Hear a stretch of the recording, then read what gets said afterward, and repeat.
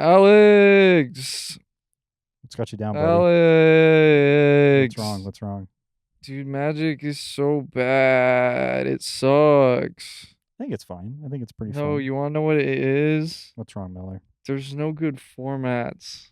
There's a lot of good formats. You got No. modern and standard. And The problem with all of them is there's not a format that's about my favorite 3D geometric shape. They don't make that one.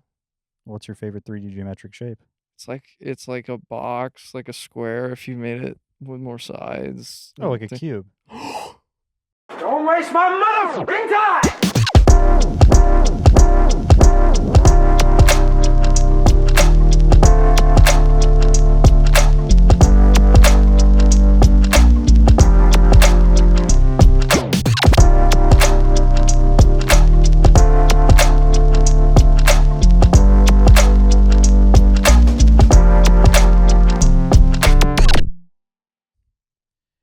It's another beautiful day at the Timewaster 9000 headquarters, Omnicron Ulti-Hexo Cube, where I'm keeping Miller in here for my experiments and I'm subjecting him to lightning damage. I think I'm having fun. Folks, I am one of your co-hosts, Alex, and this is my best buddy, Miller. What up? And today, we're taking a deep dive into one of our favorite formats of all time. It's been good for a long time. It's going to be good for a long time after. That's right. It's cubed, folks. It's forever magic, folks. It's forever magic. You can build a cube and then fucking run off into the woods for the rest of your life and you'll never have known anything's changed. Lightning bolt will still deal 3 damage. But before we get into the cube discussion of today and maybe going a little bit more into cube for those unfamiliar, Miller, I've got a little bit prepared for you. Oh boy. I'm going to open my laptop like a fucking insane person. And you know what? Even before that. Oh, salute to the troops. Oh, yeah. Kaboom. Because I'm thirsty. I'm thirsty. I'm thirsty. I'm thirsty. I'm thirsty. All right. So, Miller. What do we got going on? Yeah. Recently, we talked about Homelands. We did. We did talk about Homelands. And we talked about cards that are miserable in the environment of Homelands. And I found this out the other day, that Homelands had not been designed, believe it or not, with draft in mind. Really? The packs did not have enough cards in them, and they were not seeded in a way that you could draft them. But the folks over at Lucky Paper Radio, I don't know if you're familiar with them. I'm actually not. Shouts out. It's a Cube podcast, and they also are web developers, so they make like little website tools and stuff like that. And one of the tools they have, very useful if you're trying to get into making cubes of your own, they have a set design cube tool where you type plug in a set. You plug in the set, and it just makes the cube for you. So Miller, did you? I went ahead and just made the Homelands cube. It's this easy, folks. So I thought maybe we'd do some pack one pick ones. Oh, for sure. Of Homelands. If you want to go to this first slide. Alrighty. First up. So, mama. So we got Wizard School. Add 1 colorless mana to your mana pool. Filter 1 for a blue, 2 for a white, or 2 for a black. And that's as good. It's as good as it's gonna get. Yep. We got Sarah Inquisitor, 5 mana. If assigned, it's a 5 mana. I can't even read it because I'm. Oh, I got you. It's a 5 mana 3/3. Yeah, that's a 5 mana 3/3. 5 mana 3/3. If assigned to block any black creature or any black creatures are assigned to block it, it gets +2/+0 until end of turn. Almost got Bushido. It's almost got Bushido. It's a white samurai. We're gonna be here all day if we go through every card on here. We got Samite Alchemist, Joven's Tools, Chain Stasis, Anaba Bodyguard, Ilhan's Shade, Sea Troll, Trade Caravan, Clockwork Swarm, Ambush, Mesa Falcon, Aeron the Relentless, Renewal, and Root Spider. This is good. This is good stuff. So, with my extensive knowledge of Homelands, got this whole shit front to back, huh?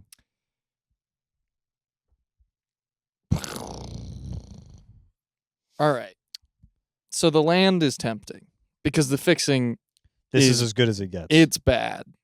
Yeah, there's none really to speak of outside of these lands. The land is very tempting.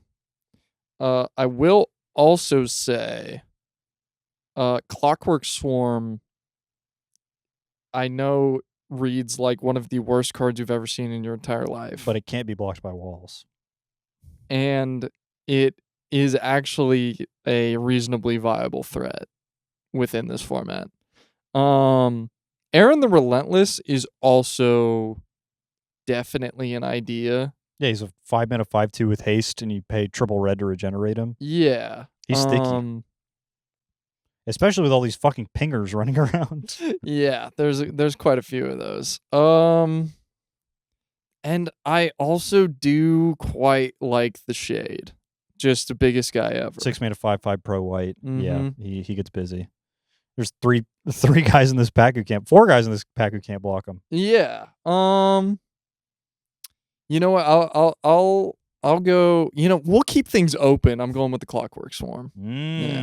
Notably, doesn't have to worry too much about Kelp Wall. Kind of a cowardly pick. Okay. Why is that cowardly?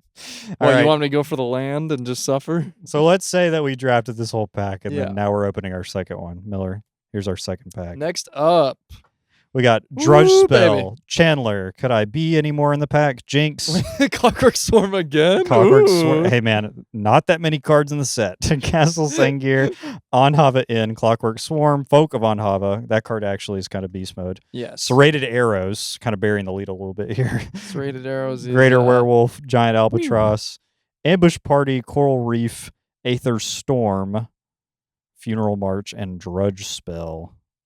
I'm thinking this is a pretty snap serrated arrows. Oh yeah, 100%. I was gonna say I'm about to be playing colorless for a minute because that is also immediately what I'm taking. And you know my whole draft pot is bums, and I get the Clockwork Swarm off the wheel. Yeah, I'm gonna get it back. They never saw it in the first place, so they don't understand. And we're our last pack here. You're seeing a lot of duplicates. Ooh, mama. Greater Werewolf, Anaba Shaman. That's a tough one to say. Irini Sengir. Dude, I need to get new glasses. Veldrain of Sengir, who won the Cool Guy Award. Cemetery Gate. Aeron the He's Relentless. back. Retribution. Headstone. That's Retribution. Notably, looks like someone in a chair is getting dicked down, and then the person doing that is also getting dicked down by a minotaur that is behind them. It's a triple threat. Yeah. That's why you choose 2 target creatures controlled by an opponent. Yep. Headstone. Speaking of, we got Roterothopter, another Anaba Shaman, Wizard School, Sengir Autocrat, Ghost Hounds, Roots, and another Retribution. Maybe I could have seeded these packs a little better. But yeah, what are we thinking? This one's not as cut and dry as the last 2. So I'm thinking, well, the Irini Sengir is a 4-mana 2/2. It's a 4-mana 2/2 that is an evil fucked up stacks piece. What's funny about it is not a lot of white and green enchantments that are worth casting. So it actually low-key doesn't have any text. Yeah, just completely useless. It's for the circle of protections that your buddy runs from the last set. Yeah, exactly. I'm actually thinking it's time to get into red. I'm thinking I'm picking up an Anaba Shaman. Hoping to get the other one on the wheel. Yeah, and then, well, I mean, there's also an idea to pick up Aaron, and then your chances of getting, because there's 2 Anaba Shamans, the chances of getting one back feels a little higher. And Aaron's definitely not a bad finisher. He's big. He's big. Yeah. And we're probably going to see more of him in these packs. Yeah. You know what? We'll go with Aaron the Relentless. Write me down for an Aaron the Relentless. Yeah, let me and I'll see if I can get the Shaman on the wrapper. Me personally, I'm taking a Sengir Autocrat and I'm blocking for the next 2 years. Just fuck all this combat shit, bro. Sad to say, no elephant harnesses in any of our packs. It's all right. It's a It's bummer. probably for the best. And thank boy. God there's no kelp wall in this damn pool, bro. Genuinely, yeah. I refreshed the pack 1, pick 1 until there were no kelp walls because I'm like, well, I know what I'm taking. Yeah, exactly. Serrated Arrows was already on the fence. That is a banger. That card. That one is that one answers so many things. It's funny too because you look at Retribution, which is 4 mana. You pick 2 guys and then kill one and put a -1/-1 counter on the other, but your opponent picks which one dies. Yeah. And it's like, I imagine a lot of times you cast this and it kills 2 guys. Definitely. Very often it does that. Bit of a Sophie's Choice situation. But even after Sophie's Choice, it's like if Sophie's Choice ended with both the kids dying. And folks, speaking of Both the kids died. speaking of both the kids dying, today we're going to be talking about stuff that isn't necessarily the Homelands cube, folks. There's so many other cubes out there that are much more interesting and compelling and full of cards that actually do things, with rules boxes that are enticing and draft experiences that may actually leave you wanting more. Today we're talking about cube. For those not initiated, Yeah, what is that? cube. I really like the shape, but I don't know what that means. I play Magic. I like cubes. I have cards, but and what the cube, man? What is cube? So is it like a house of cards that you build with with cards, or I just don't know. But cube, for most people, they will know it from the vintage cube or the powered cube or the holiday cube, which is a yearly tradition on online Magic retailers. But for most of us, cube is a self-contained draft format built by a player or a community that is draftable over and over again without the necessity of opening fresh booster packs. Usually the way that it works is you construct 360 cards into a sleeved. Could be more, could be Could less. be more, could be less. It just depends on what you're going for. 360, though, is the number that ensures that if you draft with 8 people, you draft every single card in the cube. You supply some basic lands, and you get the whole cube going. Usually what it is everything's sleeved, so nobody has to bring their own, or you don't have to sleeve things as you go. You just shuffle up, everybody drafts, and then when everybody's done drafting, you play your games, and when everybody's done playing their games, you put it back together, and you can draft the again. Cards back. Yeah, it's the guy who owns the cube keeps it, and then you get to play with all the cards. It's honestly, it sounds really simple in premise, but there's so much depth to this format, and I feel like it doesn't get talked about enough, even though it kind of low-key appeals, to me at least, to the core principle that a lot of Commander players are looking for, which is deck building, novel interactions, lowered card power. Yeah, lower stakes as well. Lower stakes, incredibly casual, and it still captures the original beauty of 60 card Magic, which is one-on-one, that kind of thing. You can build Commander cubes if you'd like to. People have, people will. You can play multiplayer in cubes. There's lots of non-traditional cubes that do weird and silly things, but imagine cube to me is like board game night, and you kind of bring your own board game, and you're like, this is the idea I had for today. We're going to play fucking Chutes and Ladders. And the way that we play Chutes and Ladders is there's no red cards in the cube or something. Yeah. You just draft it. Cube week, it's gonna be we're gonna do Mousetrap this time. Yeah, all right. exactly. Okay. There's a bunch of artifacts and stupid shit in here. Yeah. And no, you can't stack draw twos. Stop trying to stack draw twos. I won't have it. Me and Miller have made a couple cubes ourselves. We've played a lot of cube. I think cube is by far the format I play the most now, just in general. 100%. It's like the only thing that we really have a weekly for anymore, at least in our friend group. Sometimes we'll play bullshit formats and stuff like that. But to me, cube is the lowest barrier to entry as an outsider, 100%, and a pretty small barrier to entry for enfranchised players. If you have cards lying around, if you can scrounge up 360 of them, 40 of each basic land, that's a cube. You're done. Might not be good, but but we can work on that. But you can draft that. Yeah, everything's a work in progress. The other thing for cubes too is the way I like to look at it is, what if I made my own set? Exactly. If I just looked what was already existing. Miller Masters. Hell, maybe even if you want, you can can make 360 custom cards. Or you can build that shit from scratch. Yeah. Put in the other. None of them have to be real. Yeah. It's not going to break Modern if you make a fucked up time walk. Yeah. Just going. It's the final culmination of the idea of looking at a set and not liking it and going, bro, I could do this shit. These Wizards guys don't know what the fuck they're doing. I bet I could do this. Hold my beer. And then get to it. And all the times you're wrong. Oh yeah. That's the fun part about Cube is basically nobody has ever built a good one their first time. Nope. I highly recommend, if you are starting to do Cube, just copy somebody else's. Pick something normal. Take a normal ass cube off the internet. There's great websites like cubecobra.com, which is what we usually use to build our cubes and look at other cubes.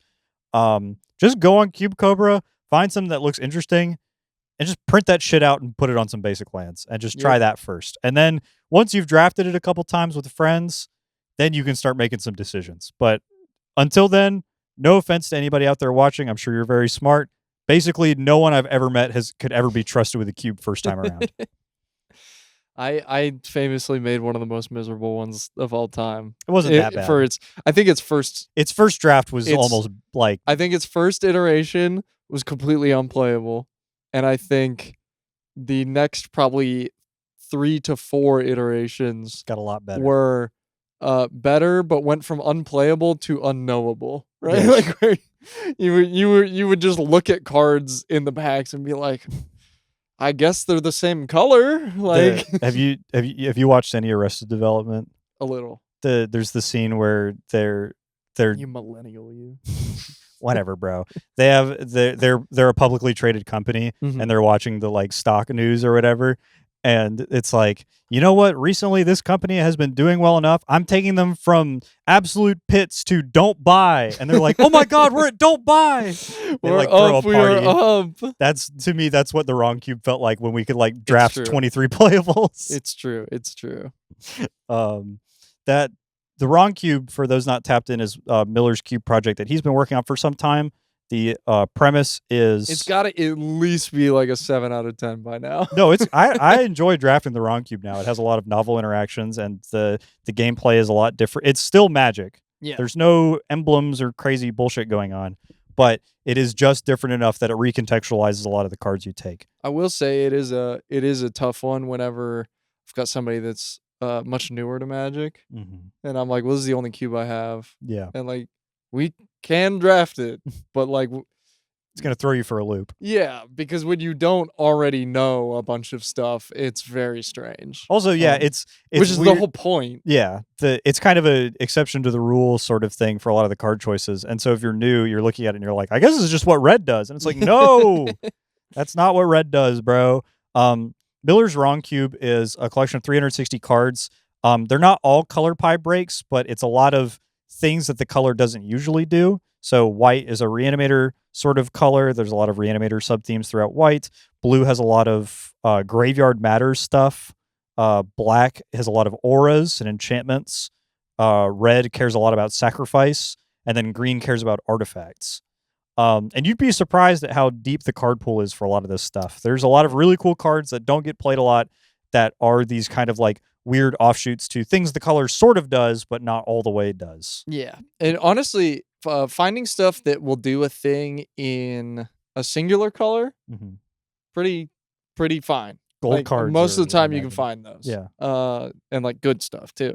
When you get to the gold cards, where you have to start bridging the two colors, where they're not doing what they're normally about. Yeah. That's when things get tough. Sometimes you find some perfect ones where you're like, oh my God, both. Yeah. But How'd they do it? Sometimes you just gotta let it rock with like, all right, well, this does one of them. Yeah. Just, I don't care, man. Just as long as you're sort of tangentially interested. yeah. But like this cube, when it first got built, was a lot of like very plain, like does what's written on the tin, and you're missing a lot of the core like curve fillers that a lot of traditional cubes have. So it's a lot harder to build from. And now that we've It was way funnier. it was a lot. It was very funny to open a pack and wonder what I'm supposed to take, not like debate.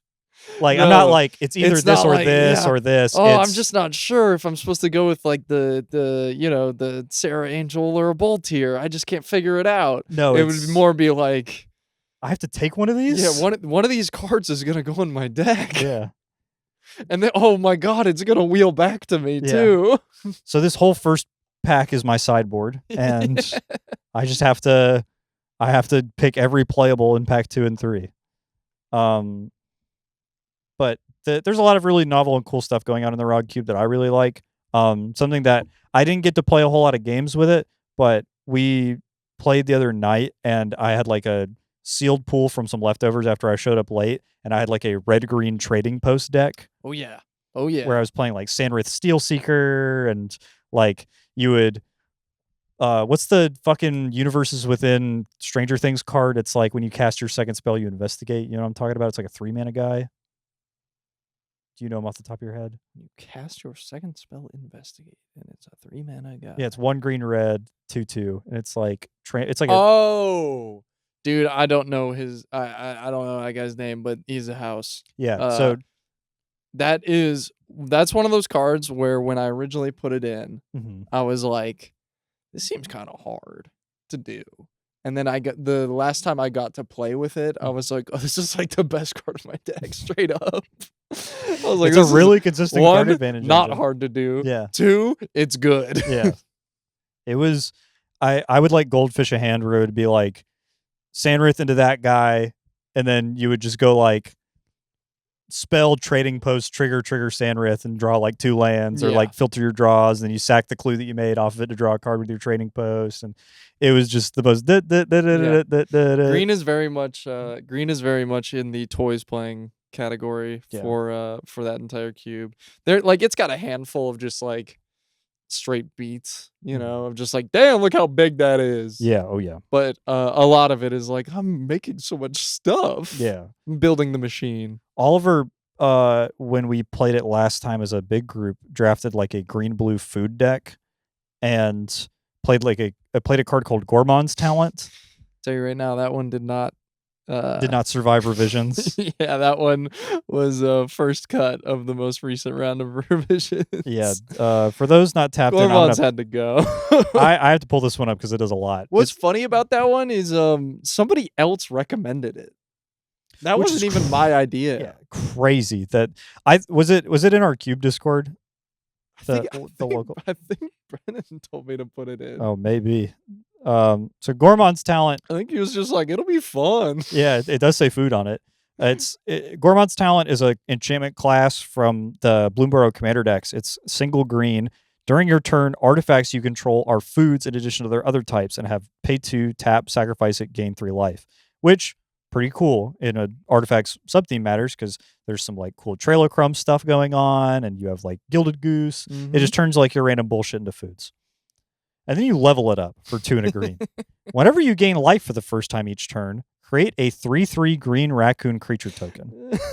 Okay, so now every time I crack a food, I get a 3/3. Which is any artifact on my board. So all my artifacts have pay 2, make a 3/3. Yeah.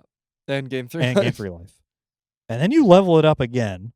3 and a green, level 3. Whenever you gain life for the first time each turn, put a +1/+1 counter on each creature you control. Each. So what you would do is you would play Gormon's Each. Talent, and you would immediately spend every mana that you had for the rest of the game onto leveling up Gormon's Talent, and then you would put 1 food into play, and the game was over. Yeah, pretty much. Because you would make a 3/3. Well, not one food. Anything. Just stuff. Just put stuff into play. Yeah. Oliver would very regularly have basically nothing in play for like 5 turns, just doing Gormon's Talent stuff, and then I would have to contest with the Gormon's Talent for the rest of the game because Yeah, it was too easy to make it the only thing that mattered. You would do Because it's doing everything. food on my turn. It gives you life, it gives you guys, and then it juices the whole board. Yeah, food on my turn, make a 4/4. Food on your turn, the 4/4's a 5/5, make a 4/4. My go. Bang, bang. Food bang, on my bang. turn, 5/5, 4/4, 6/6. It that one gets out of hand very quickly. Yeah. And you would expect it to be like, oh, this fucking card takes forever. This is a 8 mana play you're talking about, split over the course of multiple turns. And it's like, well, yeah, I mean, you want me to kill him in 3 turns? Have you seen the creatures in my deck? Generally, it would just go Gormon's Talent turn 1, turn 2, any 2-drop, turn 3 level, and then from there you're like, all right, I wasn't fast enough. Good game. Play a Gilded Goose somewhere in there and just back to the races. And that's the beauty of Cube, is that you can put all these weird commander cards that have no homes that cost like 40 cents in there, and you can be like, oh, this is the most fucked up thing I've ever seen in my entire life. Yeah. They did not design this with 1v1 in mind. That's another thing to keep out a look for when you are designing cubes. Those commander cards, they are not your friends. No, they are Those not. are enemies. There are cool ones and there are not cool ones. A lot of bad ones. You have to they have to pass that sniff test, and you got to be the one sniffing. Tell you right now, if you have never played in a format where you are allowed to put the initiative into play, or put Monarch into play, or or if you've ever played with any card where you notice that it says like each opponent a lot of times, and it seems like they're balancing around that idea. Yeah. And so, I don't know, the numbers are about 3 times as large as they should be. Yeah. This in terms it's of almost like this card was output. designed to deal 40 damage instead of 20 damage. Yeah. It's not great Magic. It's extremely swingy, extremely oppressive. It's very sacky. It's just kind of a no-go. There's plenty that are fun to play with, and like go for it. But I think the likelihood of finding one where you are like, what the fuck? This got to be offender number 1. This one's in every cube. I see this in so many cubes, and it is the most miserable game piece in the entire world. It is like vintage cube power level card that shows up in peasant cubes and stuff like that. Peasant cubes are like common and uncommon only, and the idea is that it like limits the power level and the budget down, and then that way you can kind of scale your whole cube around it so that people get to play with like fun, cool synergy decks. This card is an uncommon, but it don't play like one. Gut True Soul Zealot is 2 and a red for a 2/2 legendary creature Goblin Shaman. Whenever you attack, you may sacrifice another creature or an artifact. If you do, create a 4/1 black skeleton creature token with menace that's tapped and attacking. So, that's not when Gut attacks, it's whenever anything attacks. It's just when you go to combat. And it comes with a 4/1 with menace. So you just swing with that every time. And then you get another one. So there's just the most unblockable guys of all time that flame slash your board if you try to block. And that one happens every turn for the rest of the game. Oh, yeah. And if you just play stuff that even remotely cares about dying, then this just happens all the time. It's just so incredibly easy to... It's like hardly even a build around. Yes. And it just immediately is like... You are just hurling nukes at people on turn 3 and beyond. And you're like, I'm going to keep doing it. Yeah. Right? Kill this now or you die. It just happens to be an uncommon. Yeah. And people will read it and go, man, that's really good. And Yeah. it just sits in a peasant cube. All a of a sudden. cute thing for my sacrifice deck. Yeah, I love Rakdos. No, man. Rakdos Sacrifice, extremely common archetype for red-black. Yeah. And Gut just slots right into this bad boy. It's really good with tokens too. Maybe it's really good in my red-white token deck. Yeah. Oh, it's also really good off of Llanowar Elves. I wonder if maybe I played in my red-green Stompy deck. It is it is the equivalent. When this shows up in peasant cubes, it is a lot like LeBron is lowering the rim. Yeah. Where it's just like, oh, what the hell, man? Yeah. It's Mana Drain is technically an uncommon, so is Gut. Don't put this in your cube. Another one that I was thinking of, me and Brandon have talked about this one a bunch. Ursine Monstrosity. You ever seen this card before? 2 and a green for a 3/3 with trample. At the beginning of combat in your turn, mill a card and choose an opponent at random. Well, that's going to be that one. Yeah, 1. Yeah. Got it. Next. This creature attacks that player this combat if able. All right. Until end of turn, this creature gains indestructible and gets +1/+1 for each card type among cards in your graveyard. So there's this card from Legends called the Abyss, and what it says is at the start of your turn you have to pick a guy and blow it up. So this is the Abyss, but green. Yeah. And it has trample. Yeah, and it beats through. Like, you are dying as fuck to this. It is the most you better have Swords to Plowshares in your cube card ever, and even then, probably still going to get your shit completely cleaned by this. Oh my god. And it just does it the first turn you play it. Like, even if you don't swing with this, it still mills the card. So the gravy train gets rolling really fast. Yeah, it starts up no matter what. Yeah. Turn 1, fetch Llanowar Elves. Turn 2, Ursine Monstrosity, mill a card. If you have... This is going to be a quick one. Yeah, land card in your graveyard. This is a 5/5 with trample and indestructible on the next combat. Get ready. Oh, this shit sucks. Yeah, that's got to be an all-time beat stick. But folks, we're not just here to talk about cards that suck in cube. We're here to talk about good ones and good cubes and fun and games. Oh yeah. So I just went ahead and I pulled up 3 cubes that I think are interesting. That some I have played, some I have not. But I wanted to just like get a kind of a variety of like these set neurons off in my brain. These are something. And so the first one And I think that this is one Oh, yeah. of. Oh, we should talk about Cube Cobra. Yeah, Cube Oh Cobra. my God, this is important. If you use Moxfield for deck building, Cube Cobra is Moxfield for cubes. People post their cubes on Cube Cobra, and it shows like updates for all of them, and it lets you like post your list. It lets you have like maybe boards where you put cards that you're thinking about. It lets you add like tags to specific stuff if you're trying to separate things, or if you're like thinking about cutting certain cards, or like you're trying to foil out your cube, or you're trying to show that you have it like signed. Our friend Brendan has a signed peasant cube, and he gets to upload custom photos to Cube Cobra to show the cards that are signed. It's super customizable. They have like a blog that shows what's changing and stuff like that. There's people who create for it. There's like pack one, pick ones and bot drafts. You can do a lot of things on Cube Cobra, and it's completely free. I highly recommend trying it out. It is super fun. Even if you don't end up building a cube, it's just cool to go look around on this thing. I'm on Cube Cobra probably like once a day. Oh yeah, just easy. Digging around in my butt, looking around and just sniffing whatever I find. We're digging for gold in them there hills. Mm-hmm. And speaking of gold, we got Andy Mangold. By Andy Mangold. Yeah, from Lucky Paper Radio, the people who made the cube thing. Okay, I'm learning. Yeah. So this one, I think, as far as a lot of cubes go, I think this hits the. I want to make my own set, and I have a very sort of aesthetic vision and a very clear design goal for this cube in mind, and I think this one knocks it out of the park. Yes. I think that this is about as close one could get to a gold standard for that style. Yeah, mission statement to execution. Yeah. This is the Sacred Geometry Cube. And this comes from the primer for the cube itself.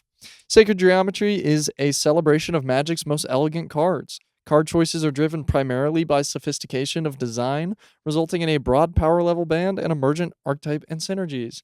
And you know what? If your brain's really little and that doesn't make any sense, and you're like, huh? Those are art words. Ew. Let me tell you right now, just think of really iconic ass Magic cards from how the game used to be, damn it.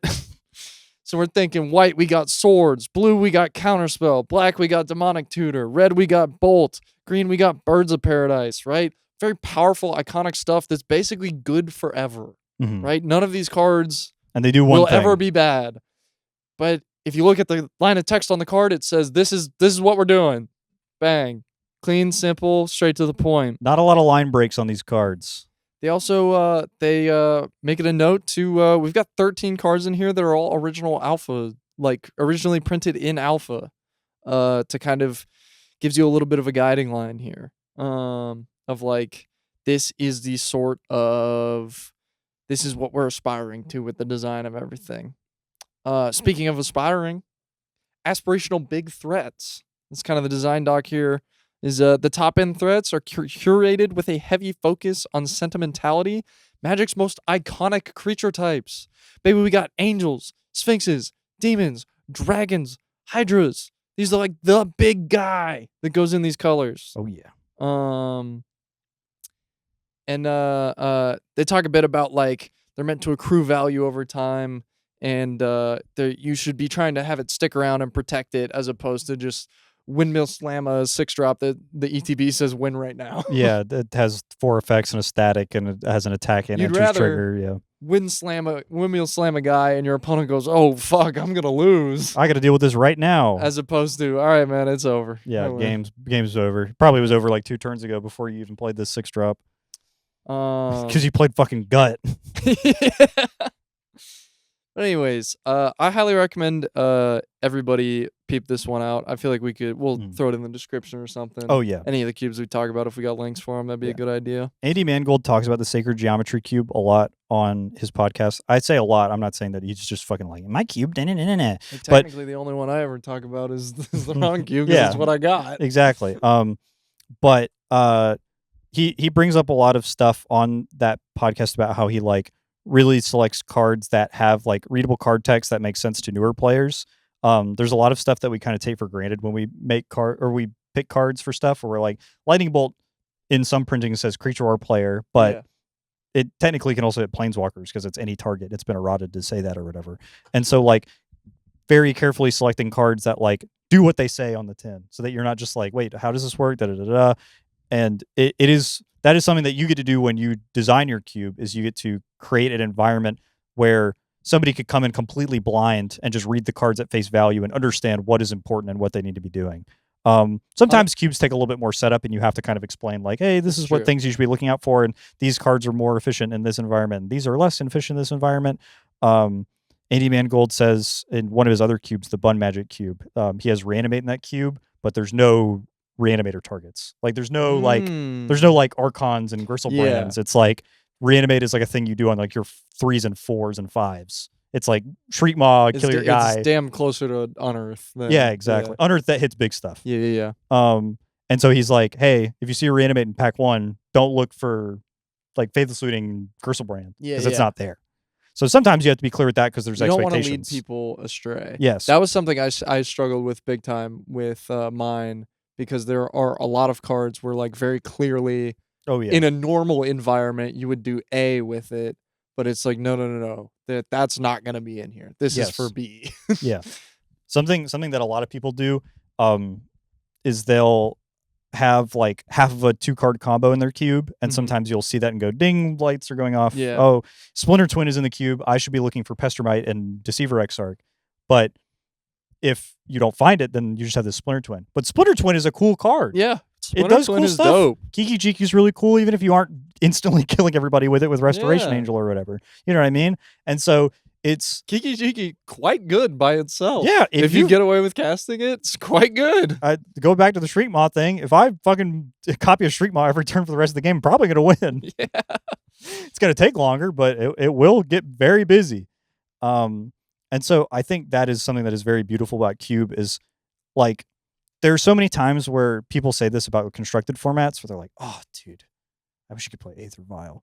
And like, or like they have like a very specific idea of what they want to do. I really with wish there card. was something I could get away with casting. Yeah, exactly. Or like there's a card on the ban list. Or even putting it in my deck. There's a card on the ban list for constructed format. And they're like, dude, they should unban it. The thing I was doing, it was cute. Yeah. I was being funny with it. In Cube, you can be funny with it. Just take all the other stuff that's really good with it and move it to the side.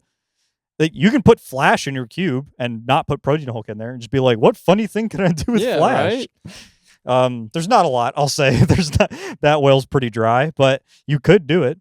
And so that's something that's just like absolutely gorgeous about Cube, is you can make these like very simplified, like resonant game piece like generators, like the Sacred Geometry Cube, where you are putting these iconic cards next to each other and you're playing some good old fashioned rootin' tootin'. This is the way it was meant to be. Yeah, Old West magic, and just fucking.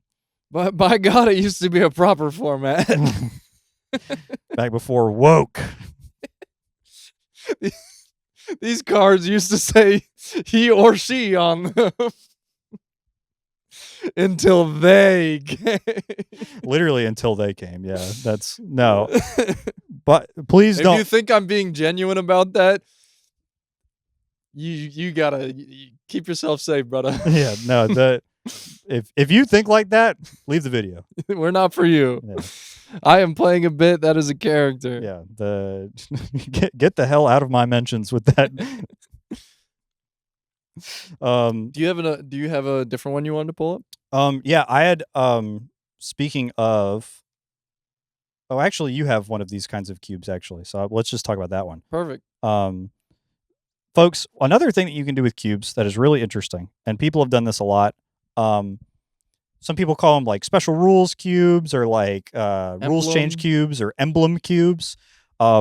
Essentially the way they work is that before everybody drafts, you go to all your players and you're like, hey, the cube is designed with you having this specific stipulation in mind. So it's nobody said you had to play by the rules. Yeah, this is you your can world. Change it up. This is your world. When me and Miller say play with 30 card decks and you can only have 2 ofs and all that shit, we're having fun with our friends. We can do that because there's just no rules. There's no rule that says a dog can't play basketball. Yes. And so that's what you can do with Cube, is you can be the dog. Yeah, if you ever wanted to be Air Bud, this is your opportunity to create the basketball court. So what the things that these emblem cubes do is they create game states in which you as a player can play with rules changes, like you're playing outside of the rules of Magic. And sometimes they're really stupid and they ruin the game basically instantly. Yeah. I would say that the vast majority of emblem cubes I've ever played are very interesting once or twice and then get super old really quickly. It is. I mean, at the end of the day, it's a gimmick, Yes. and gimmicks are fun and cool. I would say, yeah, you got about like 3 good ones, and then you're like, all right, Yeah. enough. This is I'd like to. Yeah. I'd like to bolt and counterspell something, please. I think that these cubes are great in the same way that Vintage Cube is great, where if you do this, like, let's say we cube every week, right? Mhm. If every, like, 20th time we cubed, Just whip out something crazy an out. emblem cube. Yeah. That would be fun, because then it's like, you know what? We've been kicking each other's ass, like, playing some good Magic and fucking nose to the grindstone trying to be smart and draft good. How about we just play some bullshit for once? And I'm not Yeah. saying all these cubes are some bullshit. They are designed very intentionally, and the people who make them are very smart and much smarter than I am. It's just very easy for the play experience to be some bullshit. Yes, it devolves very quickly into something that is sort of A lot of times, untenable. sometimes that's the intent. Yes, and it's cool. Some people do like playing Black Lotus. I'll say it. And by God, I've enjoyed it once or twice. The example I picked up for this sort of emblem style cube, a gimmick cube, is the Changeling cube. Mhm. This comes to us from Donald K. Magic. I believe they are the originator of this idea. Yep. But the special rule is each player begins the game with an emblem that says creatures you control are every creature type. The same is true for creature spells you control and creature cards you own that aren't on the battlefield. So every creature in your entire deck, every creature type, no matter what, and everything's all creatures, no matter what.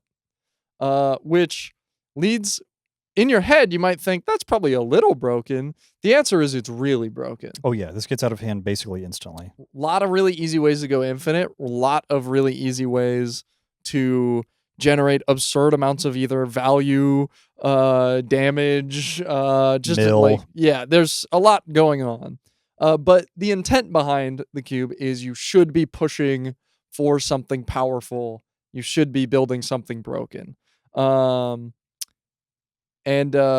some cards that really kind of do a good job of just like on their face, you can be like, oh yeah, that would be crazy. Magda, Brazen Outlaw. Other dwarves you control get +1/+0. That part doesn't really matter. Whenever a dwarf you control becomes tapped, create a treasure token. All right. So that's just whenever I tap a creature, make treasure. Got it. Sack 5 treasures. Search your library for an artifact or dragon. Well, that's any creature in my deck. Mhm. And put it onto the battlefield, then shuffle your library. So really, any 2-card combo, you just get off this basically instantly. yeah. Another one, we got Hatchery Sliver. 2-mana 2/2 with replicate for 1 and a green. Whenever you cast a spell, copy it for each time you paid its replicate cost. Each sliver spell you cast has replicate. The replicate cost is equal to its mana cost. All right. What if every creature in your deck had replicate? Yeah. Let's just try it out. Let's see what happens. Yeah. Usually what happens is your opponent fucking dies instantly. Another great one, Vidalcan Aethermage. 2-mana 1/2 with flash. When it comes into play, return target sliver to its owner's hand. So this one bounces any creature, so that's already cool. But I think the actual very neat part about it, it's got wizard cycling for 3. 3 mana, cycle it for a wizard. That's any creature. Oh, in yeah. colorless, in any deck. Oh yeah. Boom, boom, boom. We had a friend build a paper copy of this cube a while ago, and we drafted it a few times. And this is the first cube I've played in a very long time where every single time I drafted it, I was like, dude, I'm the smartest motherfucker in the world. Everybody else at the table built some bullshit. There's no way that they saw all these cards and didn't build the best deck in the room, which is what I built. And then I would play my round 1 and I'd be like, holy shit, what the fuck? You got caught. You spend the entire draft going, I've constructed the hydrogen bomb. Yes. I had to have. Yeah. And then you play round 1 and you go, I'm the coughing baby. I've been a coughing baby the whole time. I'm the fucking coughing baby, bro. And there's so many.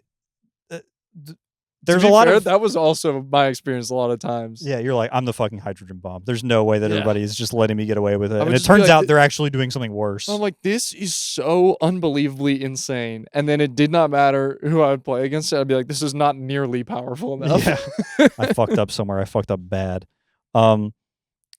There are a couple cards to me that when we played stood out as like power outliers, and I looked this afternoon when I went to go check this cube because I was thinking about it too.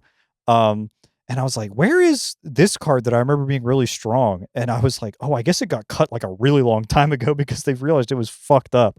One of the ones that was really, really good, type. I gotta look this up really quick. Halimar Excavator. Oh, bang. I don't think it's in the cube anymore. It is not. I wonder why. Yeah. And Jacqueline's squeezing out of the room. Halimar Excavator, for those not tapped in, is 1 and a blue for a human wizard ally. Whenever this creature or another ally you control enters, target player mills X cards, where X is the number of allies you control. So gets man. Yeah. That one gets out of control, huh? So there's also a ally clone called Jwari Shapeshifter, which is still in the cube, and it's 1 and a blue for a 0/0 shapeshifter ally. You may have Jwari Shapeshifter enter the battlefield as a copy of any ally creature on the battlefield. So without the changeling thing, these already work together, but they're both changelings. And so what would usually happen, and we had a friend in our group who would pretty much draft this every single time we drafted. They would play Halimar Excavator. You mill for however many creatures I have in play. Copy Halimar Excavator. You mill equal to the number of creatures I have in play twice. Any creature, do it again. And the number gets bigger every time. So even if, like, let's say we go like 1 drop into Halimar Excavator. So 1 drop Halimar Excavator. 2. Mill 2. Copy it. Mill 3 twice. Play a 4th guy. Mill 4 twice. Like, just like actually half the deck is gone almost instantly. It was never like, oh, I'm getting like, which is really funny for I mean, obviously synergy like crazy because I think basically a dog could draft for this and you'll end up with some amount of synergy just because that's your by cards all design. say the same word on them. Yeah. Yeah. But like for a combo based cube, a lot of times this is especially brutal. Oh yeah. Because you're like, not only is this gonna kill me really fast, it's even if I was gonna do something about it. Yeah, I've milled all my cards stuff. are gone. Yeah. I don't have any things anymore. And so what our friend would draft is like every playable mana leak and counterspell in the cube, and then all the hand attack and removal spells, and then would whittle you down to no cards in hand, and then play this combo out like Splinter Twin and kill you in 1 turn. Like you would not get Death of 1,000 Cuts by this card. You would get very much just kaboomed. 2, then 6, then 12, then 24. The whole bitch, yeah. This cube is very fun. It recontextualizes a lot of dog shit cards that are not very good that become very powerful when all the cards have the same word on them. Caterin Summons is single black for a sorcery for Mercadian Masks. Search your library for a mercenary card, reveal it, and put it into your hand. Not a lot of good mercenaries. There are in this cube because they're all folks. Everyone is here. Yeah, so this is black demonic tutor, just single black. This is a great all the stars are here. Oh yeah, type of cube. Just you're looking at the guys and you're like, there's no fucking way that this is what I'm getting, bro. This can't be my grown man deck. There's a lot of funny guys. Honestly, if I can be completely honest, a lot of the guys that I really remember enjoying about this cube got taken out of the cube because I think they were promoting perhaps some bad faith play patterns. But you know who stuck it out? White Mane Lion. Bang, bang, bang. White Mane Lion is on my short list of what if I did it again, all stars. Yep. Where you were just sitting there going, it's its own combo. Yeah, there's so many things with White Mane Lion where it's like, if even one of these words is remotely palatable or good, then it's just going to take over the game in this cube. White Mane Lion is 1 and a white for a cat with flash. It's a 2/2. When White Mane Lion enters the battlefield, return a creature you control to its owner's hand. So and notably, I was gonna say, you might think, man, I've seen this effect before. Yeah. They make one of these like every set or so. Yeah, it saved my guy. And it's labeled as protection in the cube. There's a word missing on this one. Yeah, it says a creature. And White Mane Lion, God love him, he's a creature. So you do a lot of putting him and back God in your loves hand. him. And God loves White Mane Lion. God does love White Mane Lion. He's one of his strongest soldiers. This cube is really cool, and there's a lot of different ways to build it. This is one of those cubes where if you just like this idea, you don't even really have to build this guy's exact list. If you just enter the cube with that sort of idea in mind, you can kind of construct a 360 card Oh, for cube sure. that just churns a little bit more differently than a regular cube Yeah, with that I mean, intention. you could realistically just add this like emblem stipulation to your cube and just fill it with like all your favorite tribal cards. Yeah. Right? Like they'll Goblin probably War work. Chief will still do something. Yeah, like it'd probably be fun. Yeah. Just go Just like try it out. I like goblins, I like elves, I like fairies. What if Elvish and- Archdruid tap for like 1,000? Yeah, right. Well, my Priest of Titania is everything on the board. Right? That Like, is that's true. probably dope. I forgot that Priest of Titania is symmetrical. That's something that they don't tell you about Yeah. in elf school. It counts theirs. Yeah, it doesn't come up too super often. Yeah. I definitely remember like bringing that up in a commander game one time because I played it in Lonus because a lot of the Mhm. random guys that you have are just elves because they don't cost that much mana. And I would be like, tap Priest of Titania for 6. And they're like, you have like 4 guys. And I'm like, Yeah, what are you talking about? 1, 2, 3, 4, 5, 6. And they would just like roll their eyes A like, little- oh my God. little treat for There's me. no way that's how that A little works. treat for me. Yeah, looking at all my opponents and seeing that they have elf commanders and be like, I think I know what I'm going to green suns for. A little example cube also that I wanted to bring up because my goal here was I wanted to give good examples for. I wanted to The broad spectrum. Yeah, right. So like I've got we've got kind of the overarching, very aesthetic focused project. Mm-hmm. We have the go nuts crazy bullshit, Mm-hmm. and then I don't really know what space this one occupies, but I think The board game pick up and play kind of just like a thing to come back to. yeah, It's magic, baby. it's magic, baby. And I think that so I believe that this is the original cube for this. It's Mhm. possible that it's not, but anyways, this is the bar cube. It's by Gallantly on Cube Cobra. It's a 180 card cube. And the reason that it is a bar cube is that it is no tokens, no counters, and no sleeves. So the idea is literally the only thing you need to be able to play is the cards themselves and a way to keep track of your life. You don't even need dice, right? We got like a piece of paper. We're good to go. I'm keeping this napkin. Yeah, right? Literally, yeah. You got a bar. You've got a pen and a bar napkin, and you've got the cards, and that's all you will need. Get it on your phone. You got a fucking app. And you know, shout out no sleeves too, Oh, because yeah. in a way, you know, it's good for aesthetics, right? And that like Good old fashioned magic. yeah, good old fashioned magic. Also, if the idea is like literally I'm playing this at a bar, then right, like It doesn't really matter that their sleeves are going to be on the fucking nasty ass table. yeah, and the cards we're using themselves. In theory, you'd be like, this is just all just gonna be like budget. It's gonna be some Vulcan shit, bullshit, right? Like in that I'm way, gonna we look- don't really care. One of the things that Cube Cobra does that's really awesome is it tells you if you wanted to buy it on TCG Player or Mana Pool or Card Kingdom, like it gives you an option to just export the whole thing to one of those websites. Yeah, But one of the things it does is it tells you how much the cube is, and you can buy this whole thing on TCG Player for $30. bang. 180 cards. It's Just about the cost of a let it lot rip. of board games. yeah, let it rip. Notably, This is also a 180 card cube. A lot of people usually when they have a cube of this size, it's meant to be played one-on-one. It's like a draftable 2-person thing. You can also draft 180 card cubes with 4 players, but they're meant for smaller groups. And if you're at home and you have friends who play Magic and you have enough people that can play a commander game, you can start weaning them onto some real Magic with this shit. You just slowly start being like, hey guys, what if we, right before we play Commander Day? There's still a part of it where you're all playing together. Yeah, you're in the you're drafting all there. portion. Yeah. And then when you go to play the actual games, it's like, well, I'm still right next to you. Yeah. And then we're gonna swap and Yeah. you know. And you have to bring way less shit. Sometimes you might even convince You your could friends. show up with nothing. Yes, you that's can the pull up- beauty of Cube. For Cube, you can pull up with literally nothing. Pull up If- with your- if somebody's got it, you're good to go. Pull up with your dick and balls. As long as you're there in the way God made you, you can play Cube wherever you are. And Synchronized drink. oh my god. It's cause you and I are ensouled, I believe. We We locked pinkies for those Yeah. listening at home.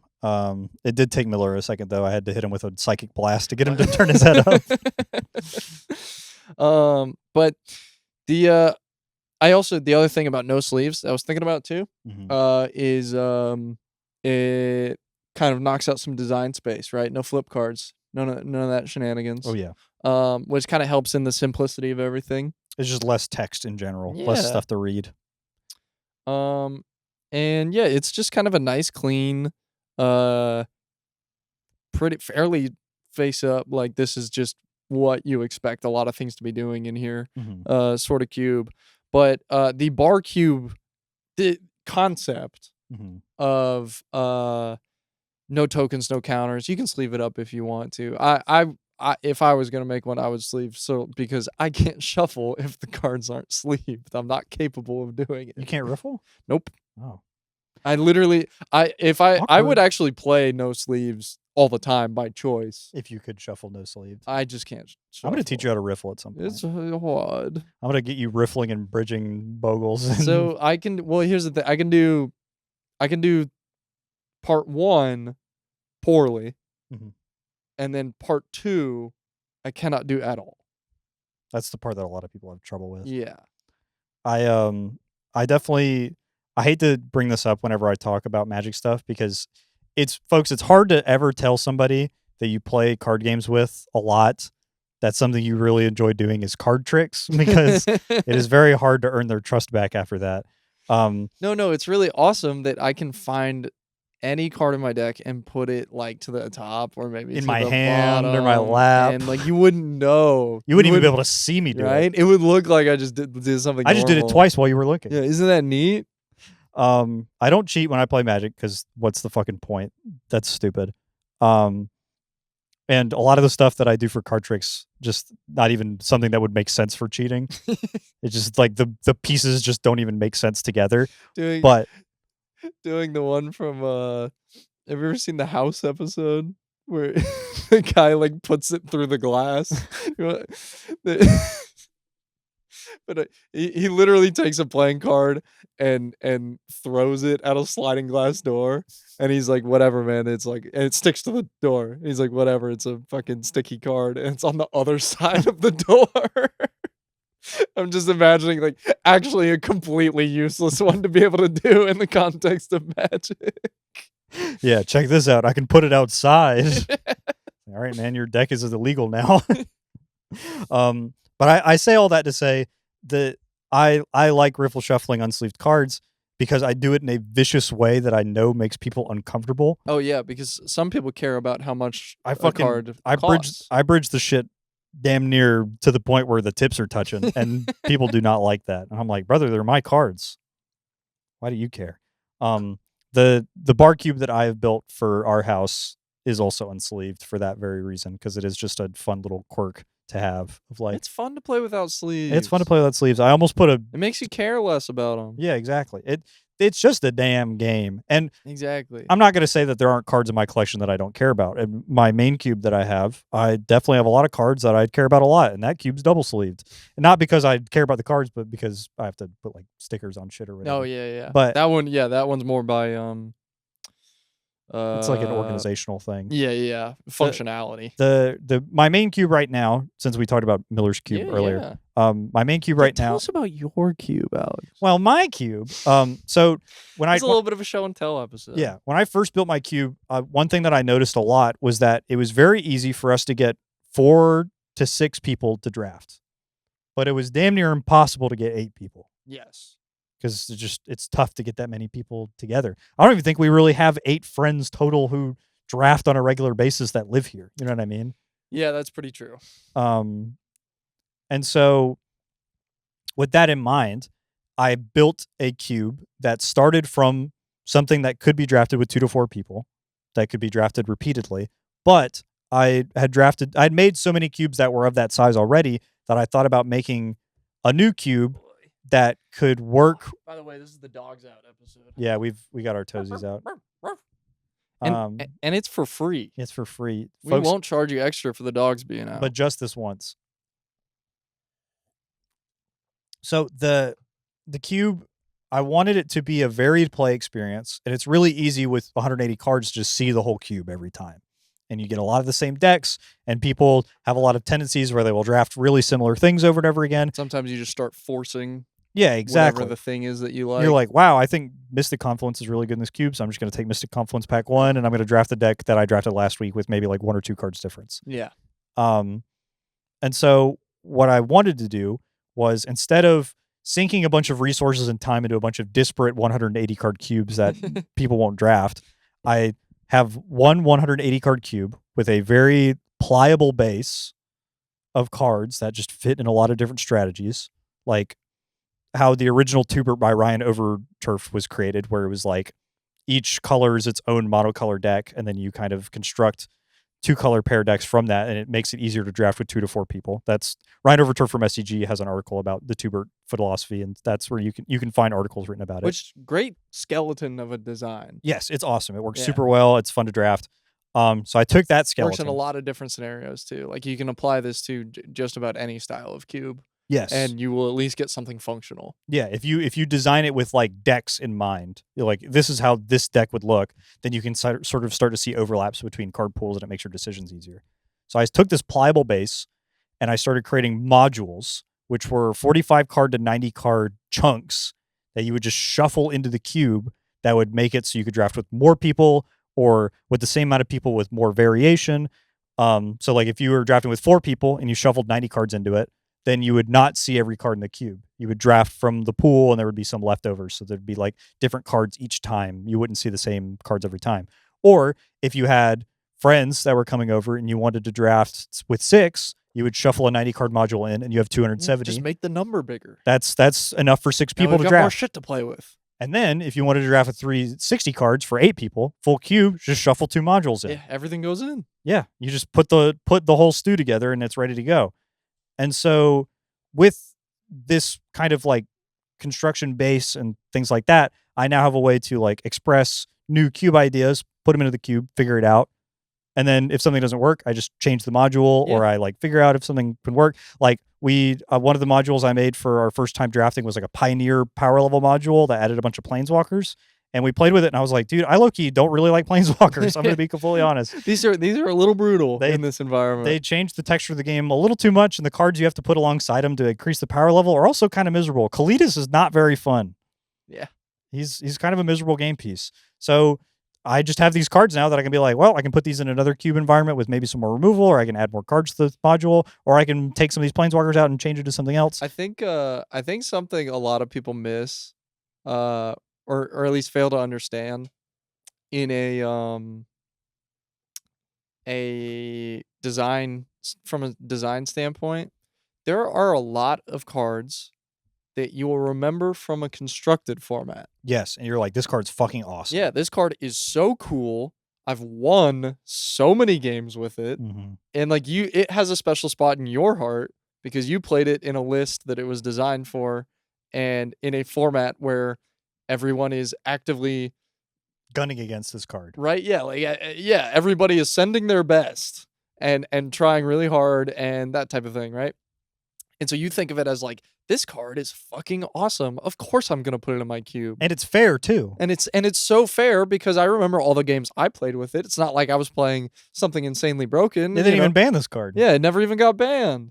And then when you put it in a limited draft environment and it is just soloing a person's entire deck. Yeah. And you're like, oh, this shit is low-key miserable. Yeah. Huntmaster of the Fells is another card where Ba-boom. like you can deal with it, and it just takes like a million pieces of removal to like fully clean up the Huntmaster. And you will play those games and be like, wow, I feel like I was doing really well, and then all of a sudden like something went really bad wrong, but I don't remember what it was. But I just was like -4 cards all of a sudden. How did that happen? There's a lot of cards that are like that where they have like invisible impact on the game. Or this is another one that's really bad that happens a lot, is this card isn't good anymore. Yeah. That doesn't matter. I bet you it's still good when like I've got less stuff going on. Yeah. The singular card-to-card power level matters a lot. Yeah. Jace the Mind Sculptor is completely unplayable in basically every format it's legal. do not put it in your cube because it's fucking unless you're miserable. like really, really Yeah. like designing around this aspect. Yes. That shit was in the shit's still in the vintage cube. Yeah. I'll say it. It's probably not the best thing you'd be doing in the vintage cube, but if you play that card early enough, that shit is a beating, bro. It fucking It's also wins the like game. I think like Hymn to Turok is a great example Yeah. of like every time I've ever played a Hymn to Turok in anything constructed, I'm like, greatest card ever. I love this. Yeah. Everybody say hi, Jacqueline. Hi, Jacqueline. Greatest card ever. I love this. 2 cards at random. I got both this guy's lands. You stupid idiot. Boom. Or just, you know, Yeah. right? Like I've just hand ripped this guy to death within like 3 turns. Now I'm just gonna like, you know, stick one guy and win off of that, right? Him to Turok-ing people in Cube is like It's no good. a lot of times that feels like, oh, I've instantly lost the game. And it doesn't matter. Yeah. I think one that I played a lot of Luris, like right before I got banned. I wasn't very good at playing Luris decks, but I did really enjoy playing with Luris. Technically, I played it too. In Bogles. Oh God. You just could. Yeah, duh. Just made everything better. I think Luris is really cool, but there's a lot of really dumb bullshit you can get up to with Luris, and if it matters even a little bit in your deck, like having it as a companion just sets you so far ahead. I don't think Luris is like busted in a lot of cube environments, but when it matters, you're like, oh shit. Yeah. This sucks. I do think having to add it to your hand, it weans it back in one in direction, the cube yeah. environment, especially where like, in a lot of games of limited environments, whether it's draft, cube, pre-release, anything like that, right? A lot of times, whoever is at the table and is on turn 1, they spend 1 mana and play something, and on turn 2, they do it with 2 mana. And 3 and 4, and you just spend all of your mana every turn and just make sure you did something. A lot of times they win. Their win percentage is going to be a lot higher than somebody not doing that. And in a way, adding Luris to your hand, or any companion for that matter, is a turn where you spent 3 mana to do absolutely nothing. You drew a card. You did draw a card. At sorcery speed. But like it is it's You're saying it's a lot more fair because you have to be in a scenario where you can get away with it. I think I think the phrase you're looking for is like tempo negative. Yeah. Where you are not actively impacting the board in a way that swings you forward in the exchange. But I would argue that the effect is so powerful and so discreet that like being able to just do it whenever you are like, oh, I got some mana lying around. Yeah. Let's go ahead and do this right now. It does happen where you will just be like, damn, I'm glad I had that fucking companion. Yeah. It's a good. I mean, they do it on fucking bears and limited. You know, there's the bear with set mechanic, like pumps them in and see what happens. Like my thinking on it is that it is a lot more reasonable in a limited environment. It can be, where yeah. like taking that risk, the turn off, yeah, is more apparent. Whereas I felt in a lot of constructed environments, especially with Luris and shit, like you would get away with it, and you were built around 1, getting away with it, and 2, immediately having crazy payoff for it. Yeah, that your deck has Mishra's Bauble in it, and you get to go Luris Bauble or whatever. Yeah. And it's just like this 3-mana 3/2 with lifelink also came with a divination. Yeah. Yeah. And folks, if you don't like companions, don't put them in your cube. But if you like them, if you don't like anything, you don't got to put it in there. Hell yeah, that's the best part. I fucking also other part too, because I'm silly. And I'll tell you right now, on my Cube Cobra, I've got at least 3 either completely unfinished or totally abandoned projects because I was like, these are bad ideas. Like one of them was the Wooburg Cube. The whole point was I would like to foster an environment where every player at the table is on 5 color. I think it's probably somewhat doable. The math is just is it fun? Impossible. Who knows? And is it any good? Probably not. But in concept, it's very funny. This will be something that you find a lot when you are making cubes. Is cool concepts. Probably no way to actually make this fun even for a second. Yeah. One there's also an idea to intentionally making one that's not fun even a little bit on purpose. And this is something that speaks directly to my sensibilities. Yeah, ruin somebody else's night. Well, yeah. and I will take joy in that I've gathered all my friends together I and stole 2 hours. everyone's having a bad time. If I can get 7 of my friends in the same room and I waste 2 hours apiece on all of them, by God, that's 14 hours of somebody else's life that I I'm stole. plus 14. Yeah. And I think the best example of this one, I've had this one kicking around in my brain of I like to call it the torture cube because I can't think of a better way to achieve this. Mm-hmm. But you could also call it the face down cube. Yeah, this is no good. This one's So, bad. The idea being, there's a lot of mechanics now across the history of Magic that set cards face down. With, if you notice, not any way to tell them apart. There's if tokens. if you happen to be playing with more than one of them. Yeah, there's tokens that differentiate them if you're playing at the Pro Tour. Good thing this will be a board cube. Yeah, exactly. So the idea would be we're getting Morph. We're getting Manifest. Mm-hmm. We're getting Manifest Dread because that's different. Mm-hmm. What am I missing? Disguise. Go ahead and get that in Cloak. there. Cloak. Hell, I'm gonna go ahead and let's run out Foretell. Might as well have those in there, right? So is that one in play or is that one foretold? Who or- knows? And the idea would be all of these mechanics, just pick every single card that you deem playable. Dude. Across all of the mechanics, and then chuck it all in the same cube and go from there. Because the play experience, well, by golly, I think it'll be miserable. So here's the dream turn. Ready? Yeah. Turn 3 set of Morph pass. So it's like turn 12,000. Oh, yeah. All right. Play this morph. Mm-hmm. Foretell this card. Yeah. Gonti. Target you. Card face down Yep. under Gonti. Yep. Activate Scroll of Fate. Card from my hand face down. And then End step trigger. we gotta whisper. disguise something. Yeah. We gotta disguise This one. It has ward. Yeah. End Yeah. step. No, this one has ward. Yeah. No, the other one. This one has ward. End step trigger Whisperwood Elemental. Manifest the top card of my library. There we go. Bang.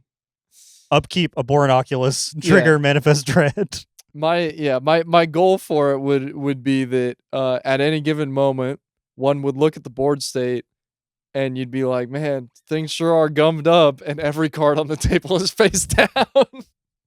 Oh, and you got to swing with your Bomat Courier.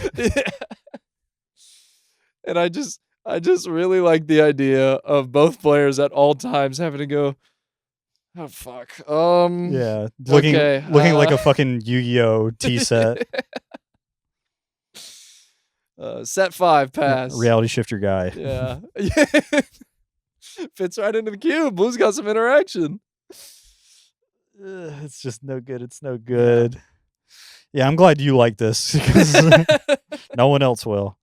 But If you think about it, you don't even have to make the fixing that good because all the morphs are colorless. Andy Mangold, the guy from Lucky Paper that you were talking about earlier that made the Sacred Geometry Cube, was talking about there's a concept called like a desert cube. Yeah. Which is a cube that you have to. I'm glad you're touching on this. I feel like this is an archetype that It's super should cool. be mentioned. So usually the way that draft works across limited draft, like retail draft and cube, is you draft your spells, like however many, and then you get to put as many basic lands as you want in your deck from the basic land station. And for cubes, you have like as many you'll still give me. as many as they'll give me. One time I drafted a cube with Miller and I miscounted and I put like 25 basics in my deck and I missed my 4th land drop. I was playing like a 65 card deck with like 70% of my deck is basic lands and I missed my 4th land And drop. meanwhile, I'm casting him to Turok on in a 3-color deck, turn 2 with no swamps in play. Yeah, it's just the nastiest thing I've ever seen. But back to Desert Cube. So Desert Cube is a self-contained draft environment where you have to draft all of your lands. So Yes. basics, non-basics. When you're finished with the draft, that's what you get. And they're important. Yeah, so you take lands like really, really highly. Andy Mangold designed a cube that he calls Take 5. I don't know if he finished it or not, but the design philosophy was that you draft some number of cards, Mhm. and then when you get to the end, you have exactly enough to build a 40-card deck, and then the last 5 cards you put in your sideboard.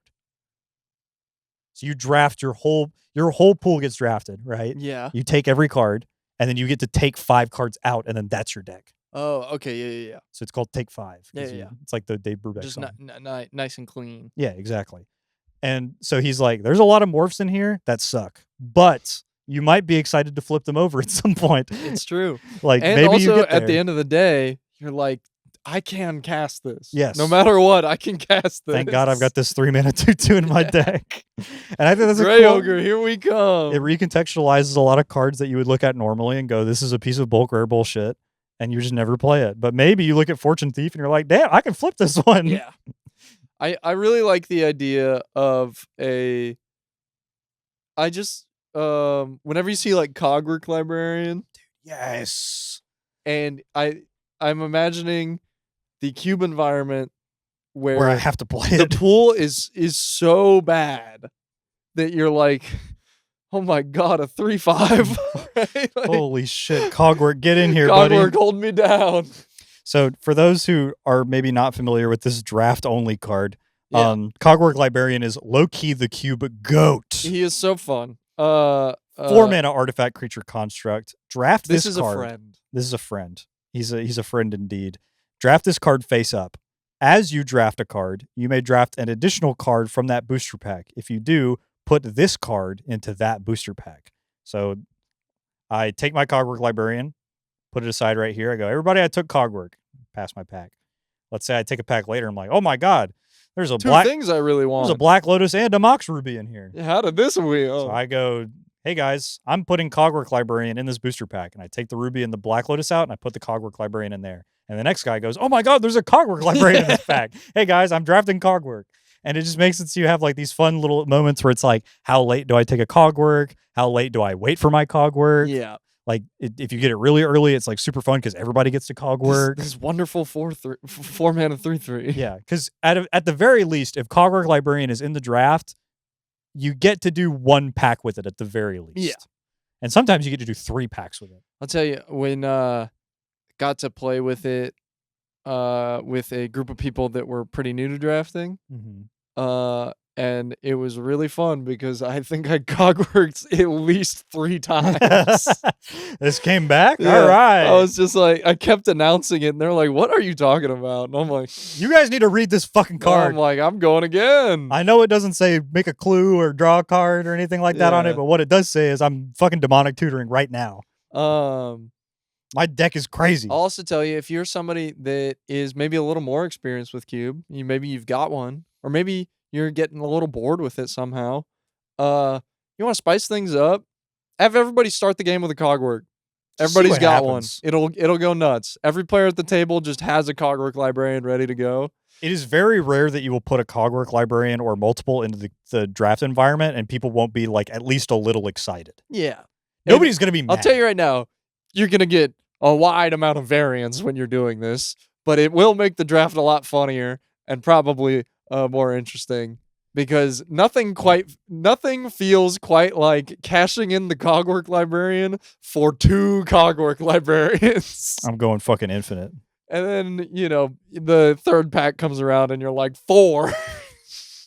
One of these days I'll get something to take with these. I'm deleting a pack. Just give it all to me. There's some other conspiracy draft cards that are really fun that I don't see too often, but these are things that might be fun to put in your cube if you're looking to do something like this. For those who don't know, Conspiracy was a set that was hyper-focused on draft. Yes, it was a 4-player draft environment where you all started at 20. There weren't commanders or nothing, but like all your cards cared about like how many cards you drafted with this thing face up or like how many times this card got passed or something like that. So there's some fun draft matters cards that come from that. One of them is Lore Seeker. It's 2 mana for an artifact creature construct. Reveal this card as you draft it. After you draft this card, you may add a booster pack to the draft. Bang. So finish this pack, just grab another 15. Let's just keep it rolling. Keep going. Guys, I got another pack 1. Just put some more cards in. How about we get some better decks? Let's see what happens. And there's also Deal Broker. This one's funny. Deal Broker is 3 mana for an artifact creature construct. Draft this card face up. immediately after the draft, not a line that you see on cards very Immediately often. after the draft. You may reveal a card in your card pool. Each other player may offer you one card in their card pool in exchange. You may accept any one offer. Trades. And it says tap, draw a card, then discard a card. Bang. It's a looter. Yeah. So yeah, just anybody want some funnel cake? Just literally go, and I got a bob. Yeah. Anybody going once, going twice. I do like the idea of either money drafting something or just hate drafting something powerful. Yeah. And then you're like, you have the deal broker, so you're like, I'll be able to get something with this. Folks, I've got the one Wrath in the cube. The one Wrath in the cube is in my hands. It's going to be anybody's fair. I'm going to And I'm playing white weenies. Yes. So you're going to want this. You're going to want this. Can I get an Adeline? Can I get an Adeline? Who took the strip mine? Somebody give me a strip mine for this Wrath of God. I'm trying to play 4-color. I don't want a strip mine running around this pool. But yeah, there's so many fun cards that you don't get to play with regularly that you can play with in Cube. And because you curate the environment, like you can also just like errata stuff if you don't like how a thing goes. You can just start cutting lines out of the cards. It's your shit. You can do whatever the fuck you want. Classic a thing that's been very popular as of late is Sharpie Cube. I got one. It's fun. Take some cards, take a Sharpie, start either writing new words on there, start deleting words off of them, just see what happens to the cards. Yeah, most of the time they break. Yeah, most of the time you make the most fucked up piece of cardboard you've ever seen in your life. Tell you right now, anything with a drain effect on it where it says they lose 1 life. Yeah, target opponent loses X life, you gain X life. That just says target opponent loses. So let's gotta be a little careful. But it's very important that you establish a lot of rules when you cube. And I'm not saying that like every cube has to be like subsection A, part B, it must be filed in triplicate, etc. It's just good to make sure everybody knows what they're getting into. Yeah. You will have more fun on average when you build a cube if everybody's on the same page. If somebody has an advantage in some way, either by information or by just leveraging some amount of knowledge with a card or something like that, or leveraging their understanding of an environment or leveraging their understanding of ways to break something, then you should very often try to get everybody caught up to that guy. Yeah. Like it's usually good. If you got a weird gimmick cube and one guy gets it immediately, you got to be like, all right, I hope everybody else heard what he heard. Let's make sure we're all there. Let me explain. Yeah. You had a cube idea that you were kicking around a little bit. I do. I wanted to hear about that. I haven't talked to you about this one too much. Yeah, so this is a cube design that I have kicked around and put down and picked back up more than a couple times. But I think I'm kind of really narrowing down the skeleton of what I would like it to be. But this is an Esper cube. So folks, that means we've got no red and we've got no green. Only 3 colors here, folks. I'm already out. But I wanted to make because the cube that I have, the wrong cube, is 360. Mm-hmm. So I wanted a 180. I wanted something small. Because a lot more often you're going to have 2 to 4 people. Yeah. And the intent behind this one is to foster Esper control mirrors. Or, might be Azorius versus Demir, right? But generally, the idea would be to foster some control mirrors, but you still, like, aggressive strategies are still doable if the lane is open. Mm-hmm. Probably not like you can kind of go for it regardless. Yeah, we're not playing like Savannah Lions and shit like that. That like cards that would already be good in like a tempo-y style of gameplay. Yes. Yeah, I get what you're saying. Threat that you would hold protection up with. Yeah, because I think like something like an Aven Interrupter. Yeah, that's like a flash threat, but it also like counters a spell. But that's like still an aggressive kind of taxi. Exactly. Card. Yeah. Plays to the board, gets busy. Yeah. So and likely the more aggressive strategies, and this, in my mind, this is where the lane being left open for you, the more aggressive things would probably be damn close to 1 color. So like in white, you'd be looking at more taxes or weenie style guys. Yeah. Blue would just be on that sort of Terramander type of tempo-y, Delver type of plan. Of guy who either gets big by you doing basically nothing, or guy who generates a solid amount of value on his own, like a fairy mastermind. Yeah. That like kind of sticks around and you're like, I really don't want to kill this, but it is doing a lot. And then black would just be on that sort of like suicide black. Like there are a lot of very aggressive black 1-drops that don't necessarily, they don't inherently provide the value to you. It's just that like this is a threat right now, and it that's just how it's gonna be. And then like you finish off with like a Gurmag or something. Do you mean like Pair that with some hand destruction type? Yeah. Do you mean like stuff? a bloodthirsty adversary type guy where he's like he comes back a lot and he's like really resilient, or do you mean like a Carnophage type guy where he's just fucking a 1-mana 2/2? Probably not the Carnophage type stuff, because that doesn't play well to anything else. Yeah, it's just a Yeah. That is definitely like a card that goes or like light. 10 dog, Tenacious Hunter dog. Oh yeah. Like 10 dogs. Yeah, I was like, dog? So Banehound and Banehound and Isumaru. Can I name 10 dogs? Resolute Watchdog, Banehound, Gorehound, Isumaru, Yoshimitsu or Yoshimaru from Tekken. Yeah, Yoshimaru. Holy shit, there's got to be 10 dogs. Do wolves count? Spirited Companion. Yep. Big dog. Shout outs. Big dog. Big dog. My man. Up top. Kurinos, is that the guy? The puppy from the Cerberus guy? Yeah. I'm pretty sure he's a hound. Yeah, it's Ceranos. Ceranos. Ceranos. Yeah. Selfless Savior. Bang. Yeah. Alpine Watchdog. Yup. Can I name a 10th dog? I'm not gonna do some mirror entity bullshit. That's fake. So the one that goes with Alpine Watchdog. Oh, it's the other one you search off the guy. Do you know it? It's Igneous Cur. Bulltown. That's my 10th one. Bulltown. Wow. 10 dogs. Wow. Even. Wow. Yippee yo. But yeah. And then just name it 10 dogs. Yeah. But an important thing that I wanted to do for this cube is that gold cards would dictate the power level.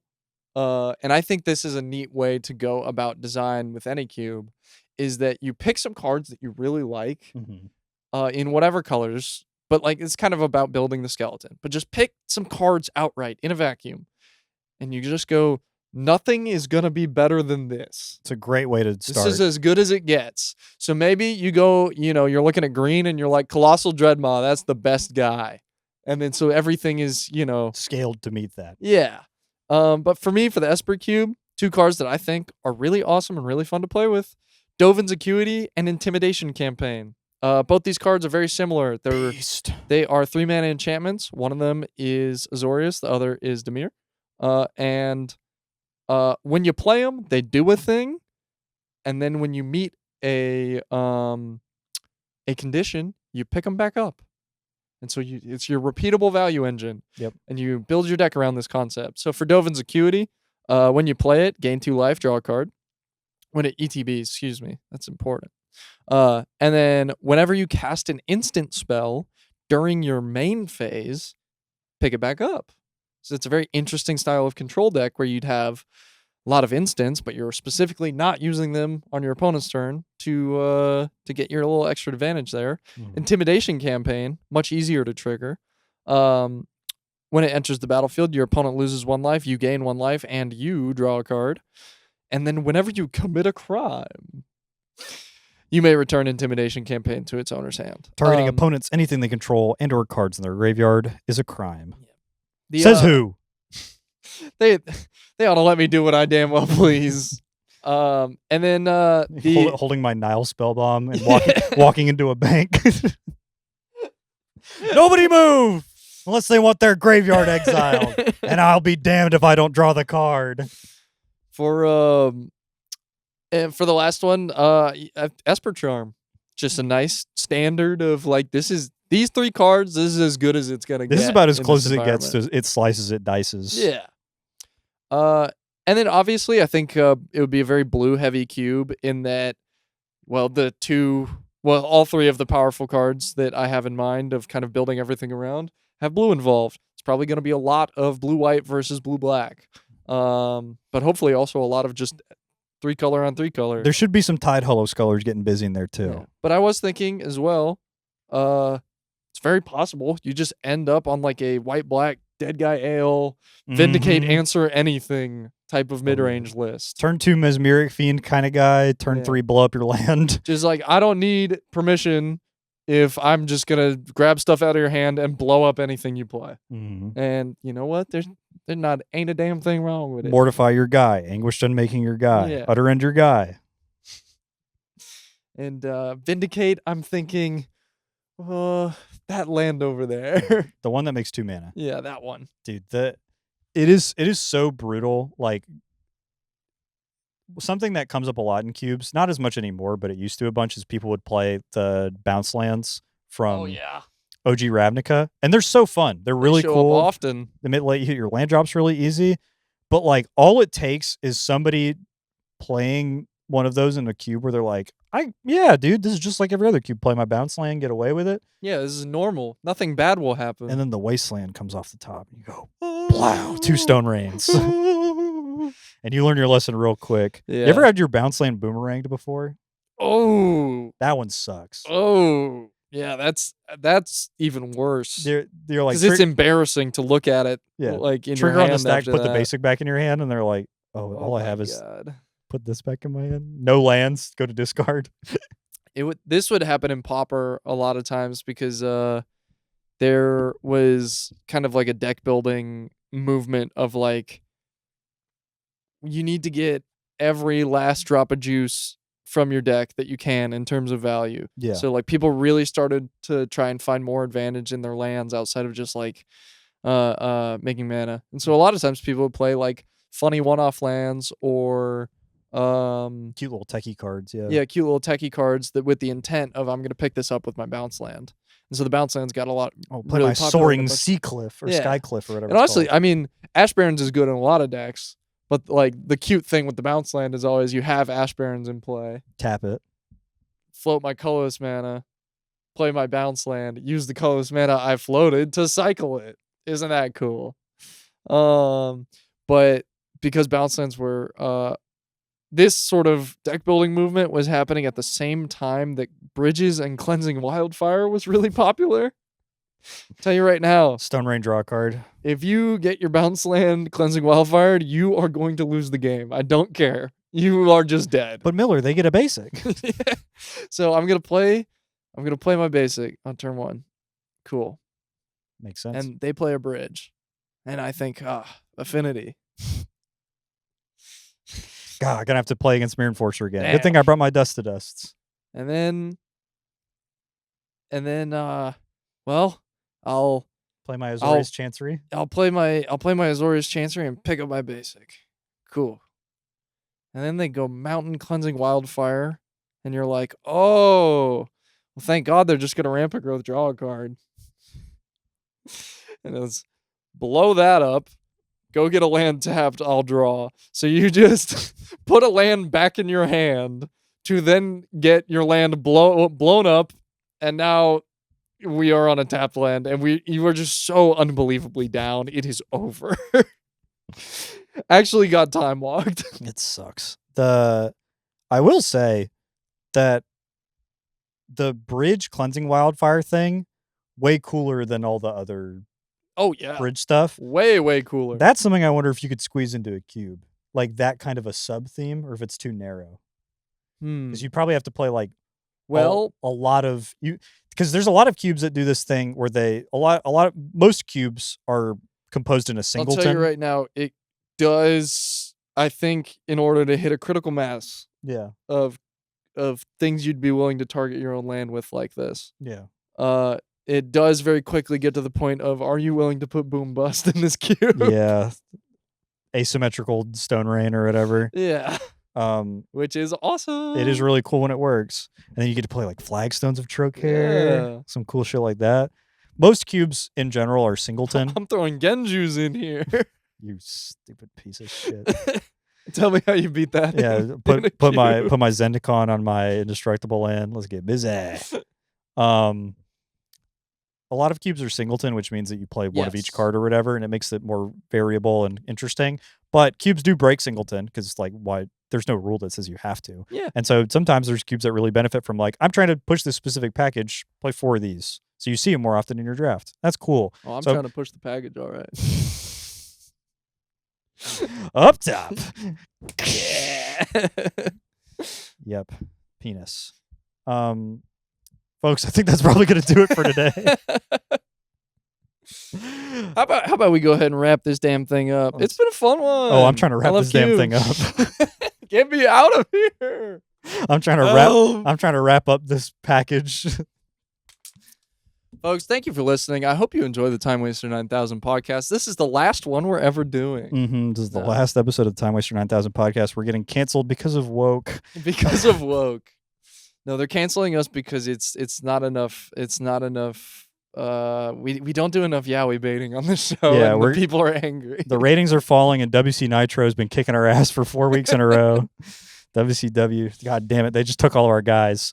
Folks, if you liked what you listened to today, be sure to hit the like button, hit the subscribe button, leave a comment with whatever kind of cube stuff you're curious about. If you have any questions, or if you're looking to get into cube, maybe you're looking for resources, we can probably help with that. We'll link a lot of them in the description. Oh yeah, and if you have a cube, please let us know. We'd love to hear about your cube or your experiences with cube. Maybe some cube bad beat stories, maybe some cube good beat stories. And you know where a great place to tell us about that would be?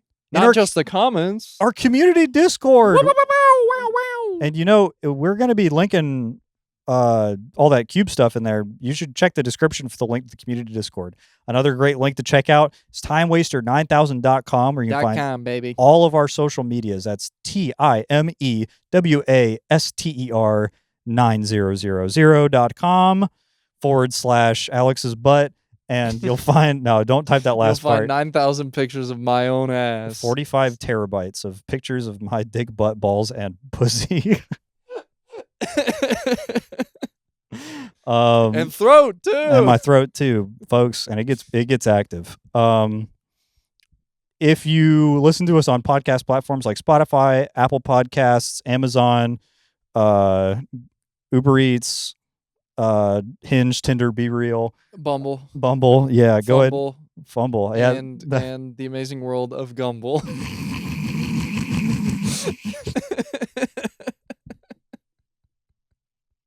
I like that a lot of my most successful jokes with you are I said a word wrong. It's cheap, clean eat. If it ain't broke. If you're listening to us on any of those platforms, make sure you subscribe to our RSS feed, leave a review. We'd love to hear from you. Can I tell you a secret? What's up? I don't know what an RSS feed is. You've said it every episode, basically, and I go, I don't know what that is. It's like a combined feed. I don't want to know. Okay. We're never gonna get out of here. Yeah, it's like a magic carpet that sends the podcast everywhere. Oh, dude, why doesn't everyone do that? But folks, that's gonna do it for us today. Thank you so much for listening. Thank you so much for watching. We were joking about the woke stuff. We do like woke, I promise. I love woke. Yeah, there's a trans flag I'm the wokest, sticker on this I'm the C-stand right wokest here. wokester you'll ever know. Salute to the Goblin Heroes. Ah, bosh.